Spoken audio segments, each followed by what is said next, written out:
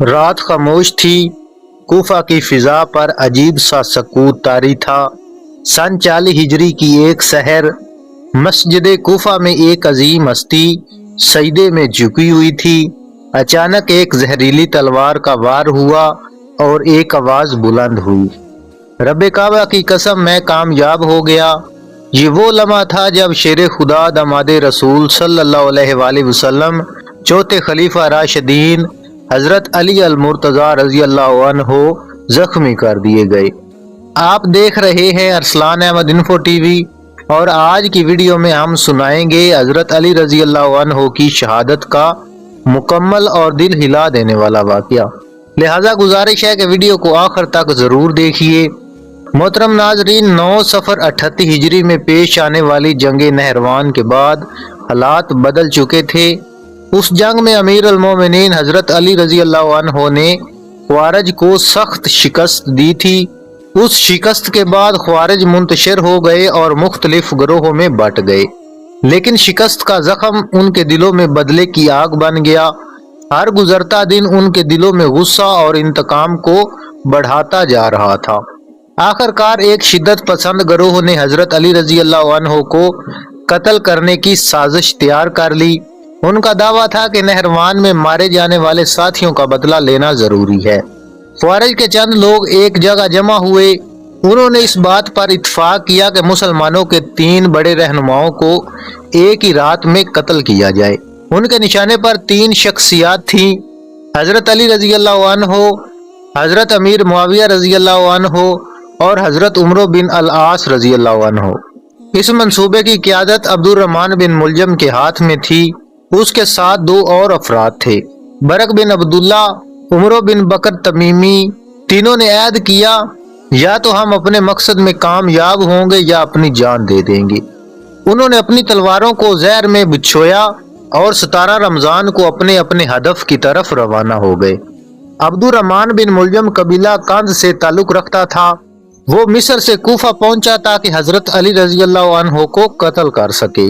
کوفہ میں اس نے خفیہ طور پر ان لوگوں سے رابطے شروع کیے جو جنگ نہروان سے بچ گئے تھے، لیکن وہ اپنا اصل مقصد چھپائے رکھتا تھا۔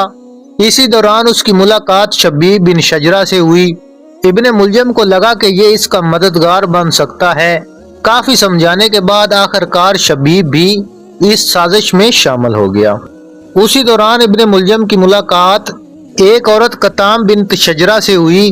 وہ بے حد حسین تھی۔ کتام کے والد اور بھائی جنگ نہروان میں مارے گئے تھے۔ جب ابن ملجم نے اس سے نکاح کی خواہش ظاہر کی تو کتام نے ایک عجیب شرط رکھی۔ اس نے کہا، میرا مہر ہوگا 30,000 دینار، ایک خادم، ایک گانے والی لونڈی اور حضرت علی رضی اللہ عنہ کا قتل۔ ابن ملجم نے فوراً کہا، حضرت علی رضی اللہ عنہ کو قتل کرنے کا ارادہ تو میرا پہلے سے ہی ہے۔ کتام نے جواب دیا، اگر تم یہ کام کر دو تو یہ میرے دل کا بدلہ بھی ہوگا اور تمہیں بڑا اجر بھی ملے گا۔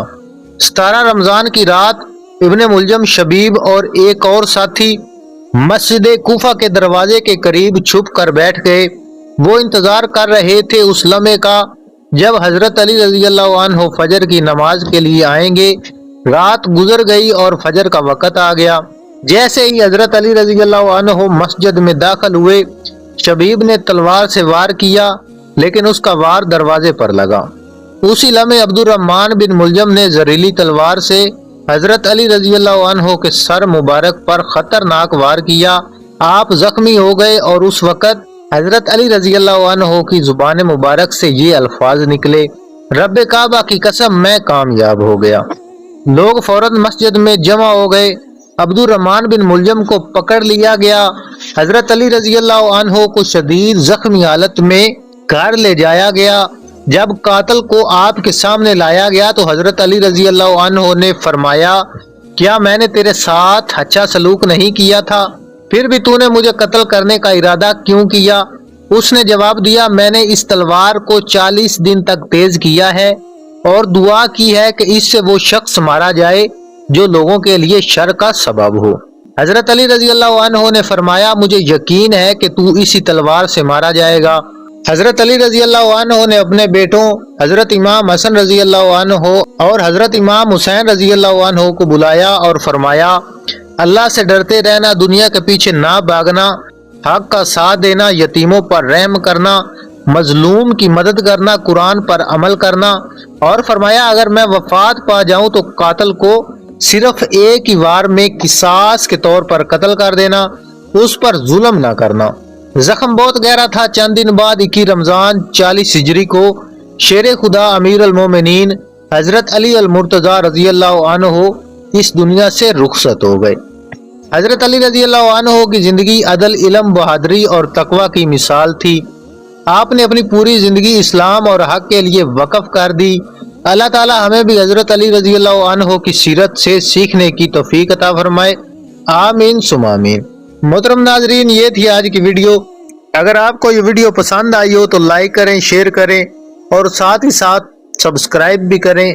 ملتے ہیں کسی اور ویڈیو کے ساتھ، تب تک اجازت دیں، اللہ حافظ۔